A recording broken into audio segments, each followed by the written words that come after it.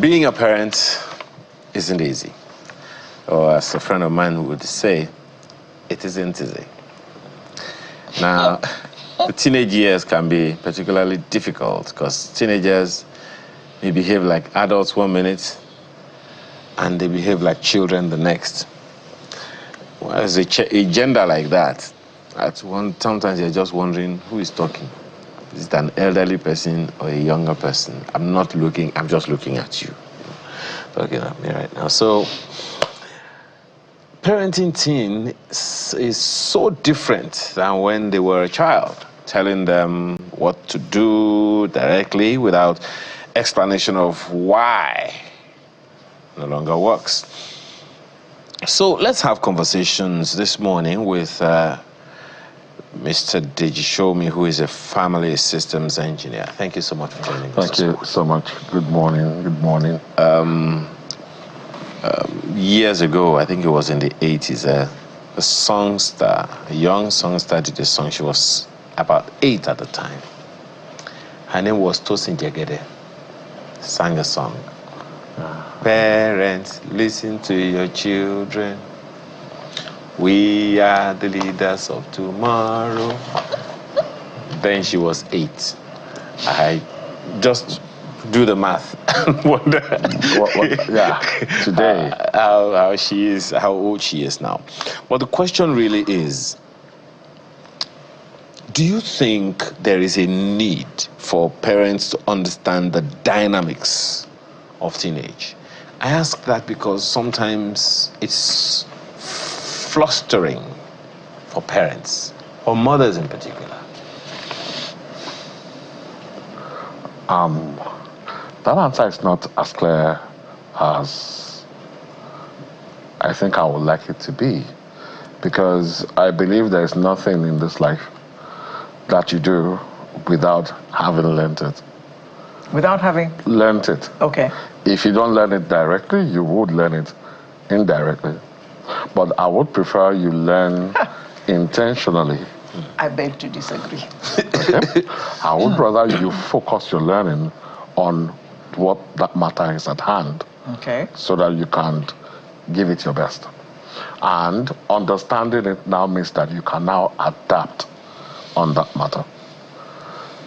Understanding teenagers, or even understanding parenting for that matter, is something that has flown over our heads for a very long time. Wow. Because flown over our heads for a long time. Oh my You God. don't feel a need to do it, but then you must. It's like the neuroscientists say, before you move your shoulder, for example, the body, the brain, processed it a second ahead. But there's new study that says no. The body moved before it was processed. But it happens kind of simultaneously. So it's like the body moved with no input from your brain. No input from your brain, because you know what you're going to do. What you're doing is just movement. You've done it thousands of times. Your body knows it. You don't have to. The study used to say there was a delay, a second, but now they say no. Your body knows it. It's going to do it. And does it. And does it. It's like walking as well. It's simple. Putting one leg in front of the other. But do you think about walking when you walk? No, you don't. No. So that means that you didn't send a signal directly to your brain to make you walk. You just walked. That kind of proves it. Now, bringing that back into parenting, we have learned parenting indirectly. From our because parents. We've just seen our parents and we've just seen the environment do it. And because we don't want to, what's that phrasing? We don't want to be different. We need to do it how it is being done so that it can be how it's supposed to be. We didn't check. We didn't seek any proof of what could be different or how it could be different. We didn't look at the better societies around us, what they did. We just continued doing what we're doing. But it's different now because the children react a different way than the way we reacted to our parents. Yes. So we have to do it another way. Okay. Back in the day, being at home was the same thing as being in school. You will be scolded, shouted at, beaten, and criticized. And you get to school, and it's the whole thing. Very good. In fact, if you don't chop the cane enough in school, mommy will take you back to school. Yeah? Beat him. It happens to and fro, whereby they come to pick you up in school, and they said, your son did this, your daughter did this. They're like, did you punish him enough? And like, no, we'll continue at home. Or they bring you from the home to the school, like you said, and they're like, he did this, we've done this, but I think you need to continue. But it's different now. But today, education has taken a giant leap. We are observing the progressive societies a little bit more. Countries like Denmark are the happiest in the world 30 years straight for a reason. We are studying those. So to improve on our education, we are bringing those ideas in. So we are having a different kind of grooming in schools today, where a lot of schools have banished beating the child, calling it brutality, and teachers are trained more to understand children at their own level, knowing now that one way might not apply to all kinds of children. So those children learn that in school. They are open to the world is now just a small village. The internet has brought everything to us. In the classrooms, they are seeing what is happening in other continents, and they are being taught by all those things. They are having webinars and all that. Then they pack their bags and go home back to 1982 at home, where they are going to be criticized, beaten, condemned, and there'll be lots of complaints. Because they are naughty. Because they are naughty. Yes. But you can see the clash. Because they're teaching them one thing in one space, where they're learning more structurally, and they're teaching them something else at home. So we've agreed that for an individual to be free, to achieve their potential, this is a particular set of rules that's supposed to guide their growth. But at home, it is still a little bit stunted. Because why is that home has not caught up with school. But it is home that sends them to school. It's home that sends them to school. So you're saying essentially that the home needs some schooling? The home needs schooling. We all need schooling. Learning has to be a perpetual pursuit. Let's get practical, Mr. Shomi. Okay. So when you say the home needs some schooling, it means you're saying that parents need parenting. They need to be parented to parent appropriately. I can ask you, how long did you learn to be a parent before you had children? As long as you took me to work. Because no one teaches you to walk. You just get up and you walk, so to speak. Oh, you learned to work. I'm sure you had a situation whereby you went to school for about 18 to 22 years to be able to find good work and to be able to keep it. You had to be literate to be able to get to the space to be employed in the first place, or your work choices might be limited. Chairman, let's discuss this thing quickly because we don't have enough time. I want some parents to be able to understand why they are having issues with their teenagers. Perhaps even that is the issue. You can't raise children you don't understand, because there will always be clashes. Parents hear stuff like, "Mommy, you don't understand." Yeah. Or, "Daddy, you don't understand." What is it that mommy and daddy don't understand about their teenagers? So that otherwise they can't raise them right. Because just like me, at times, a lot of parents don't listen. And listening is a special skill. Listening is not just sitting down in the chair and saying, "Go." That's not listening. Listening entails a lot before they can talk to you. Listening means you have not come from a place of judgment. So they know that when they come to talk to you, they will not feel bad about themselves in 3 seconds. Listening also involves keeping quiet even when you disagree and allow them come out with it. Listening also means you are not always right, or you are not the authority. Listen and be adaptable. And listening also means I support you. We know all these things in theory, but we don't know them in practical. So if they drop a plate today and automatically they're clumsy, careless, and no good, and they drop a grade this term and we don't ask or find out why that grade was dropped, we just said they will never become anything or do well in life, of course you have already killed them. You've broken their hearts. When things happen, they're not coming to you. They will and the problem is they will seek it elsewhere. Okay, there is this issue from Skittish Money, Tola. Says, raising teenagers, the challenge with parents is that they are using the process of control rather than influence. A shift in the mindset at home to using influence is needed. Do you agree? I agree 100%. What does that mean? Now, everybody has a way they want to do their thing. Everybody does. If you remember, most of the things your parents told you, you had to comply. You still revolted on the inside because you didn't want to die or be injured, but you had to comply. The same thing goes today. If I use my modeling, the way I deal with things, issues generally, because children do what we do, not what we say. If they feel comfortable enough with me, then they come to me, we sit down, and we look at whatever concerns them together. When our children grow older, we don't know. We start to leave the role of guide and start to be in the role of supporter and influencer.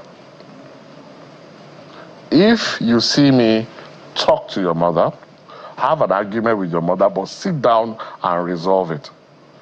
The child, they are sponges. They are always saying it. But without talking to the child directly, the child has seen that when there is conflict, and there will be a misunderstanding, that is the way to resolve it. Some parents always go to a corner to fight, so that the children don't see as if they have conflict. But when conflict comes, how can that child handle that? They've not seen it before, because you always hide it. So we have to conduct ourselves very well as a way to influencing our children. It sounds like, we need a national conference. We have to be able to understand these issues. But, before that conference happens, Mr. Shoumi, teenagers have certain attributes that parents today find they find unrealistic. Thank you. In fact, I was looking for that word. Like, what is this? I ask you not to do something, you do it. Almost like daring the parents. Now, the parents today are not as latent as back in time. Yes. They're extremely busy. They have their careers ahead of them. They have reporting lines. They have deadlines. They have Zoom meetings. They literally bring work home a good number of times as opposed to what happened back in time. And here is a teenager that's just supposed to do what you're told. And you are still struggling with that. How can mommy and daddy concentrate on the important things? So it will seem like the parents want their children to understand themselves. But here is the child just going all over the place. We have to ask the parents, what is most important to you?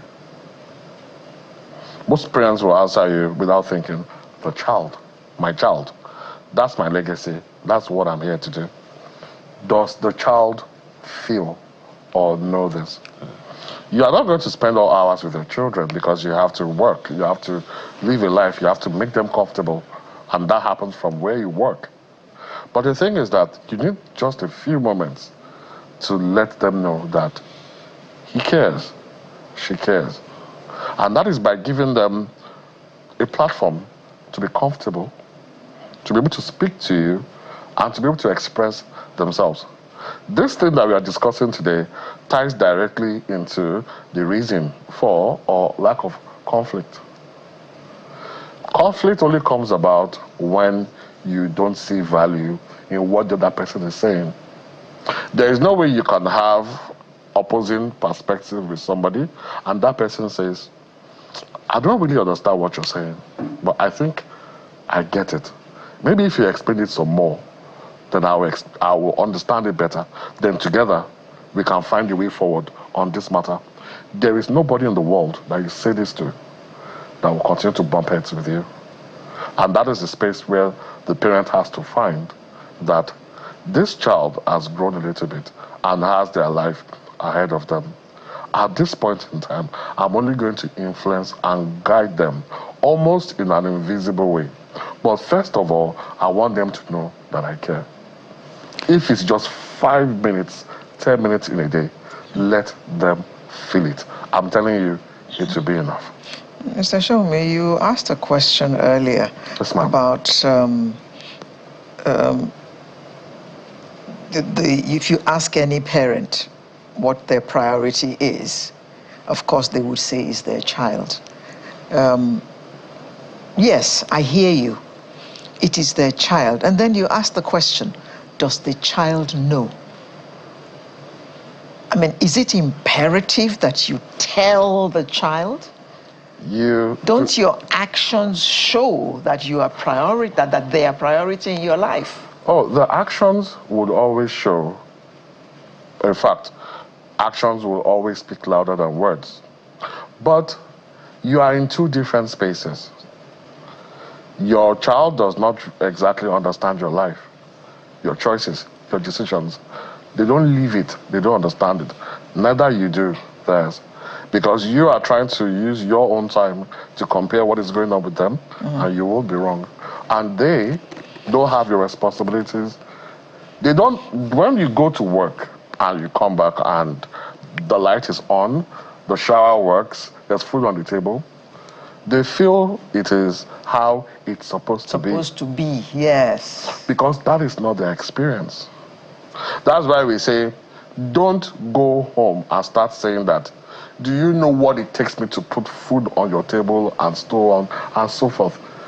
To have children it's their was right. a conscious, but to have children was a conscious choice by you. Ouch. They are children, they would never get it until they experience it. But we can now change that particular world knowledge. We don't have to let it be until the time our children get to our level before they appreciate us, because it's not good for the relationship. So we can give now, make them comfortable. You can respect your child. You can value your child.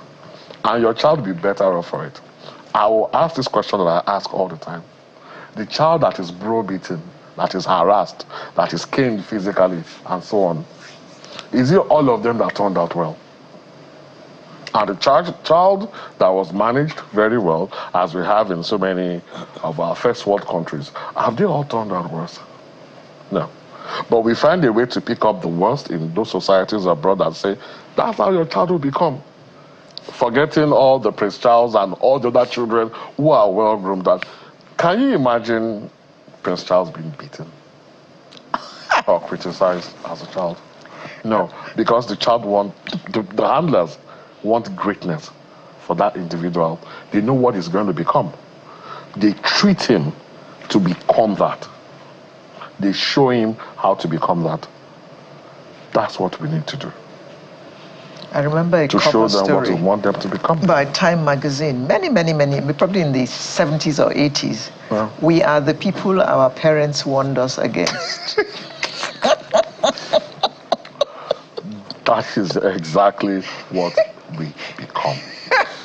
So, if you were to give parents a to-do list in this week, what would be the components? I will speak only to equity.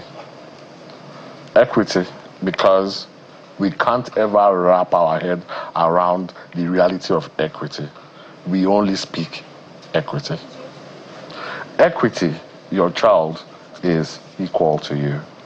Your child is deserving of acceptance, understanding, respect, and unconditional love. All you seek, your child should be accessible to it. Treat your child that way. Listen to them, respect them, and figure ways together with them, the teenagers. Because a toddler is different for a toddler. You have to guide a toddler. But a child that is already grown, by the time your child is 13, 14, you can only influence them. You can't teach them anything any longer. Nature is there, and your nurture is all that is left for them to do. So, equity. Can you respect your child? I will not give a list. I will give a question. It's in that question you find your answers. Can you respect your child? Both of you, I'll pose another question. I'm sorry, I like to ask questions because that's the best way to teach or to educate. Someone is looking at you now wondering, what is this person talking about? Me, respect my child. Shite. I'm responsible for what it is and what I become. If I want, I can take it away. Yes. Almighty Messiah, yes, we do. But we are looking at our futures. We are looking at a better society. We are looking at a great nation. So we need great husbands. We need great wives. We need great mothers. We need great fathers. And greatness. Can you be equal to them? Anybody you are superior to, how do you treat them? No, you know, again, it's like we never have enough time with this man. We never have enough time. Just when we are getting to the crux, then that's the our thing. time is done. There's a difference between we need to do a part 2 of this one, because bringing up teenagers is not. We need to. We've not touched on anything, but well, it was better in your It is the task from hell. But we can make it one that is pleasurable, heavenly. Okay. Heavenly. Yeah. This is a wake-up call for them. Yes. So this has served its purpose. Absolutely. I hope they can think about it. Okay, respect your child. All right, thank you so much for your time this morning. Thank you so much. Family Systems Engineer. Thank you. Appreciate your time. Thank you. So.